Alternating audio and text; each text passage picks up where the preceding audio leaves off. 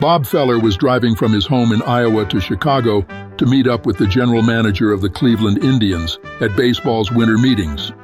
He was coming off a season which saw him lead the major leagues in wins, strikeouts, and innings pitched, and the 21-year-old was anxious to sign a new contract. We interrupt this broadcast to bring you this important bulletin from the United Press.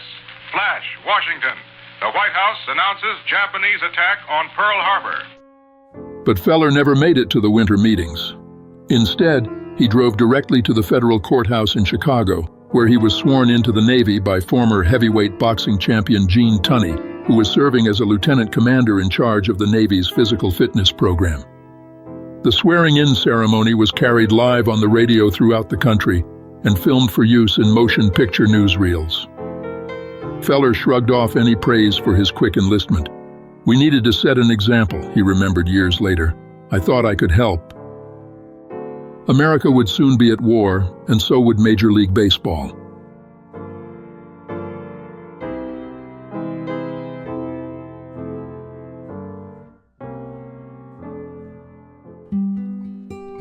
After some lean years during the Great Depression, baseball was finally on the rebound by the beginning of the new decade. The 1941 season had been a stellar one. The Yankees' Joe DiMaggio captured the attention of the nation for nearly 2 months with his 56-game hitting streak, while Boston's Ted Williams turned in one of the greatest offensive performances in history, finishing the season hitting .406 while leading the league in home runs. The Yankees would best their crosstown counterparts, the Dodgers, in the World Series, beginning one of the great rivalries in the game. And fans turned out in droves. 1941 would be the 5th highest in attendance to that point, with over 10 million fans crossing the turnstiles in ballparks across the country. Even as the mood of the country grew darker by the month that summer, baseball seemed to be shining brighter than ever.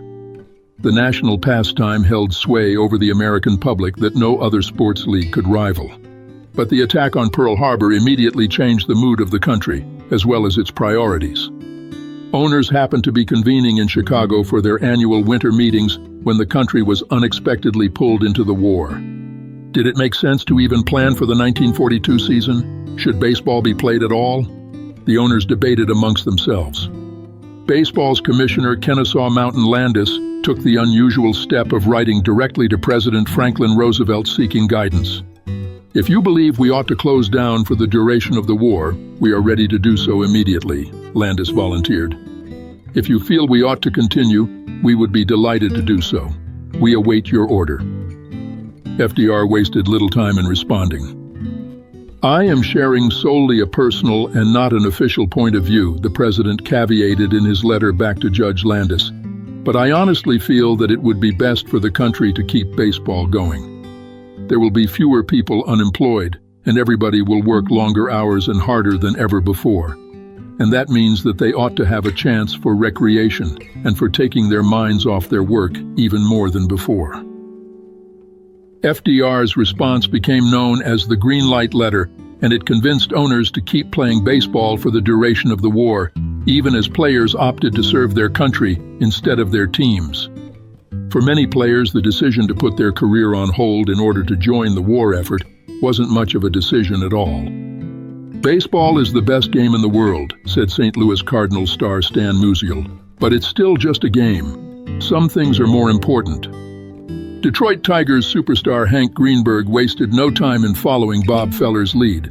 In fact, Greenberg had already been drafted in a special peacetime draft the previous May and was discharged just 2 days prior to the attack on Pearl Harbor because draftees over the age of 28, Greenberg was 30, only had to serve 180-day tours of duty.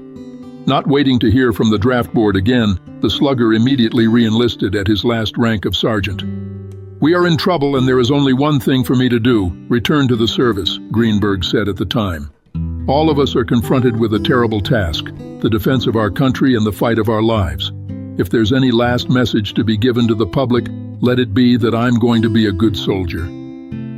Greenberg and Feller may have been two of the earliest and biggest stars to put their careers on hold, but they weren't alone. In total, over 500 major league players and over 4,000 minor leaguers would enter military service, eager to do their part during the war. Perhaps the game's biggest star at the onset of the war was the Boston Red Sox's Ted Williams. In just 3 seasons in the major leagues, Teddy Ballgame, the splendid splinter, was already the most feared hitter in baseball. After a rookie season that saw him lead the league with 145 RBI and a sophomore campaign that was equally as impressive, Williams turned in a season for the ages in 1941, becoming the last major leaguer to finish the season hitting over 400 and missing the Triple Crown by only 5 RBI. In 1942, Williams received a draft deferment and went on to win the Triple Crown, though amazingly he finished runner-up in the MVP voting to the Yankees' Joe Gordon. "I was denied the MVP because of my trouble with the draft board," Williams would later contend. The following year, Williams was commissioned a second lieutenant in the United States Marine Corps, where he was sent to aviation school. As a Marine aviator, his command of the Vought F-4U Corsair was so thorough and so impressive that he was assigned to teach other young Navy and Marine pilots how to fly the gull-winged fighter. After a year as an instructor in Pensacola, Williams was transferred to Pearl Harbor, where he was awaiting a combat assignment when the war ended. Ted Williams rejoined the Red Sox for the 1946 season and picked up where he left off, earning league MVP honors. Williams' career would be interrupted for a second time during the Korean War, where he flew 39 combat missions as John Glenn's wingman and survived multiple flak hits and a crash landing. "I am a U.S. Marine and I'll be one till I die," Williams said at his Hall of Fame induction speech. If there was a bigger star in the game than Williams, it could only be Joe DiMaggio. As a rookie in 1936, the Yankee Clipper led the Yankees to the first of 4 consecutive World Series titles, and a 5th in 1941, the same year he strung together his 56-game hitting streak. Like Williams, DiMaggio decided to play the 1942 season, even holding out for a pay raise in spring training, a move that didn't sit well with some GIs. "In the event that the Yankees don't kick in with more than 37 grand, we cordially invite you to a tryout with the 143rd Infantry, 36th Division, the fightingest regiment in this man's army," a group of soldiers from Camp Blanding in Florida telegrammed DiMaggio. DiMaggio would enlist the following off-season, never even bothering to tell the Yankees beforehand. "He has gone into the Army looking for no favors," wrote Dan Daniel in Baseball magazine. "He wants to fight, and when he gets his chance, will prove himself." DiMaggio sought a combat assignment, but was relegated to special services, where he mostly played baseball for the Army in California and Hawaii before being discharged with severe ulcers. Unlike Williams, DiMaggio never looked back fondly of his time in the military. DiMaggio resented the war with an intensity equal to the most battle-scarred private, wrote one biographer. It had robbed him of the best years of his career, creating an absence that would be felt like a missing limb. DiMaggio's teammate Yogi Berra's war experience was much different. Just weeks after signing with the Yankees, Berra put his career on hold to enlist in the Navy, where he would serve as a gunner's mate on the attack transport USS Bayfield during the D-Day invasion. Berra was part of a 6-man crew on a Navy rocket boat, where he fired machine guns and launched rockets at the German defenses on Utah Beach. Berra was hit in the hand by enemy fire, for which he was awarded the Purple Heart. "Being a young guy, you didn't think anything of it until you got in it," Berra recalled years later. "And so we went off 300 yards off the beach. We protected the troops. I sprayed bullets and rockets across the heavily fortified beach fronts before the troops landed." Yogi Berra would star with the Yankees from 1946 to 1964, racking up 18 All-Star appearances and 10 World Series championships, more than any other player in history. He would remain active in Navy causes for the remainder of his life. Yogi's best friend and neighbor growing up in the Italian Hills section of St. Louis, fellow catcher Joe Garagiola, also postponed his major league debut to serve in the Army. In early 1944, he was shipped out to the Philippines, where in between unloading ships and processing prisoners of war, he entertained the troops by playing baseball and telling stories. "I did what I'm supposed to, and I tried to stay out of trouble," Garagiola explained about his time in the Army. While he never lived up to the hype as a player, Garagiola enjoyed a long and successful broadcasting career following his days on the diamond. The same could be said of Jerry Coleman, who arguably has served more time in intense combat than any professional athlete in American history.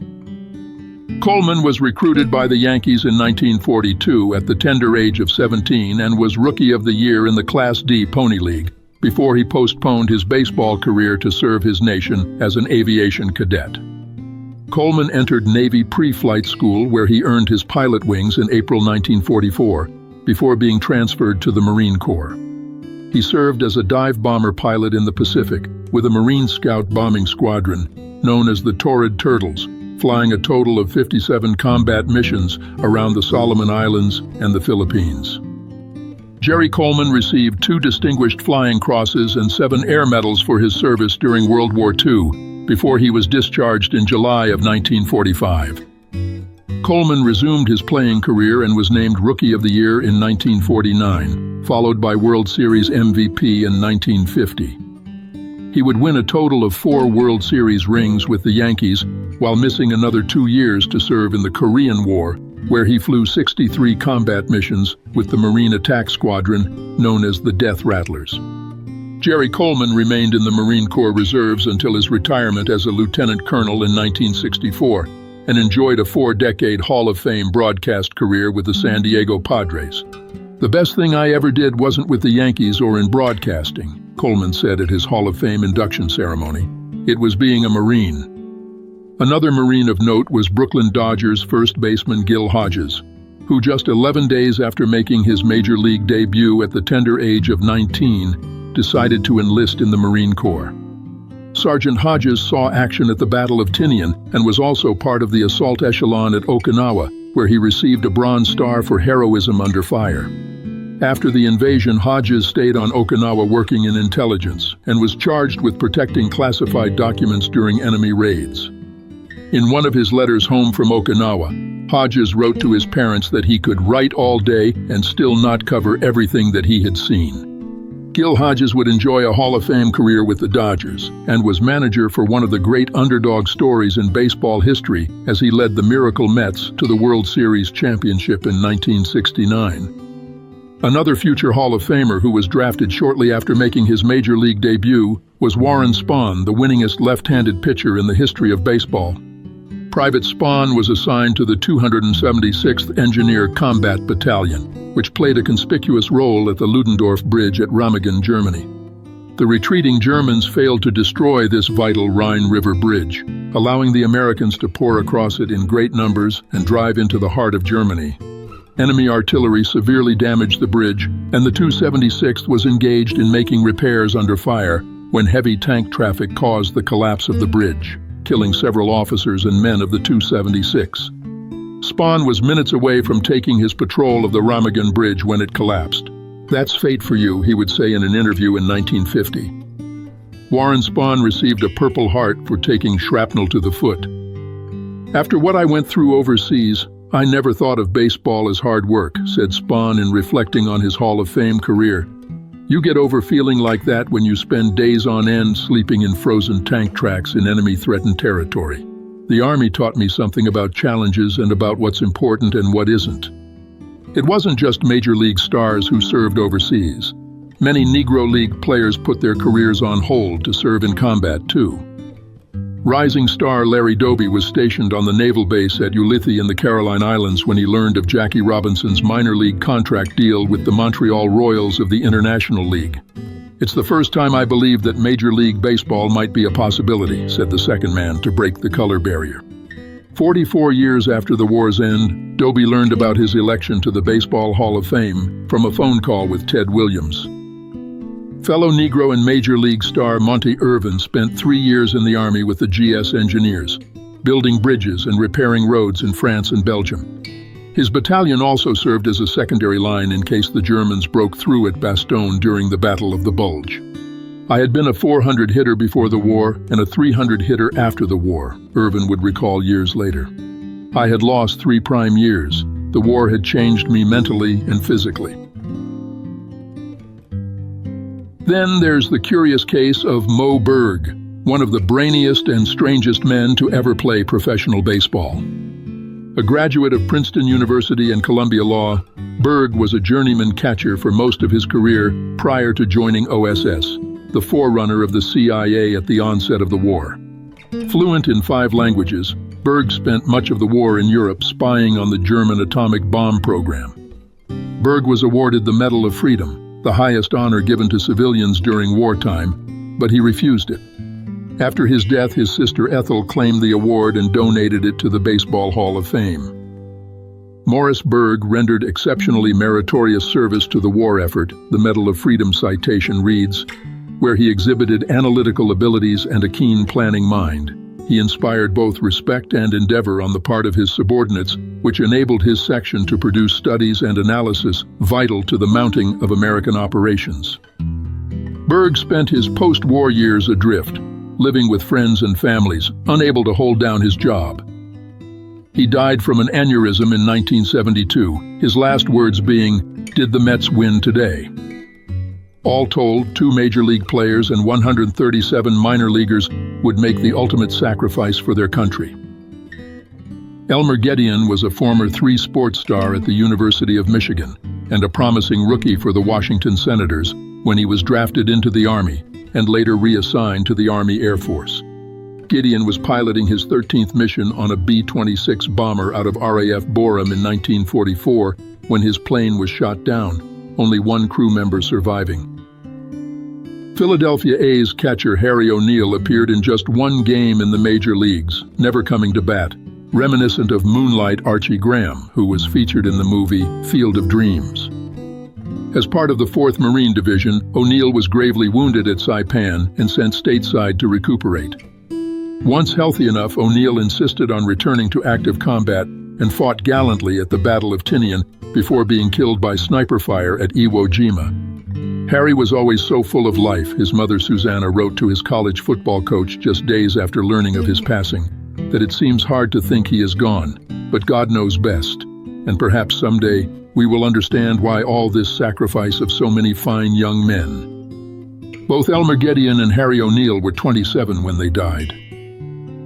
Bert Shepard, a journeyman minor leaguer prior to the war, would have been one of those casualties were it not for an extraordinary act of kindness from a German doctor named Ladislaus Leudel. Leudel pulled Shepard from his burning P-38 and administered life-saving aid, including amputating his right leg below the knee. After serving out the war as a POW, Shepard was fitted for a crude prosthetic leg and decided to resume his quest to pitch in the big leagues. Through dogged determination, Shepard was able to reinvent his pitching style, so much so that he played his way onto the Washington Senators roster. On August 4, 1945, Bert Shepard pitched 5 innings of 1-run ball in mop-up duty for the Senators. It would be the only appearance of his career, and he remains the only big league player with a prosthetic leg. Joe Pinder was also a career minor leaguer who hoped to make his way to the big show someday. He put the dream on hold to enlist in the Army just days after Pearl Harbor. After earning a Bronze Star during the Sicily campaign, Pinder found himself among the first to hit sand at Omaha Beach. Despite being twice wounded, Pinder refused medical attention and continued to gather communications equipment in order to establish a radio link on the beach before receiving a 3rd and fatal wound. Pinder would receive the Medal of Honor posthumously, one of only 16 men to receive it for the D-Day landings. On August 24, 1945, 3.5 years after Bob Feller enlisted, he was back on the mound for the Cleveland Indians, having been discharged from the Navy just days earlier. After 2 long years as a gun captain aboard the battleship USS Alabama, which saw extensive action in the Pacific, Feller was anxious to resume his career. Without a minor league start or even a simulated game, Bob Feller proceeded to pitch a 12-strikeout complete game, notching the victory. The following season would be one of his best, with 26 wins, 346 strikeouts, 10 shutouts, and an amazing 36 complete games. "I probably would have reached 400 career wins were it not for the war," he once observed. Shortly before passing away at the age of 92, Feller was asked to sum up his thoughts on World War II. "It was a war that had to be won," he said matter-of-factly. "I needed to join the Navy and do my part. I'm no hero. Heroes don't come home from war, survivors do. I was just very lucky."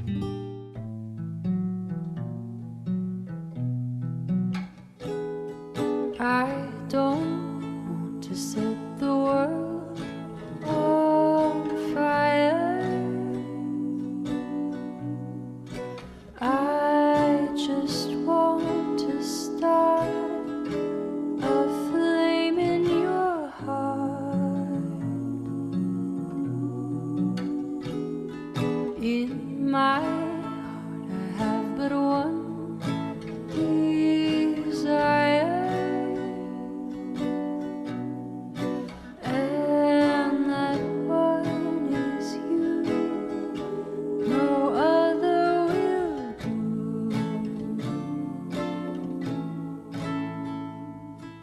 I've lost all ambition for worldly acclaim.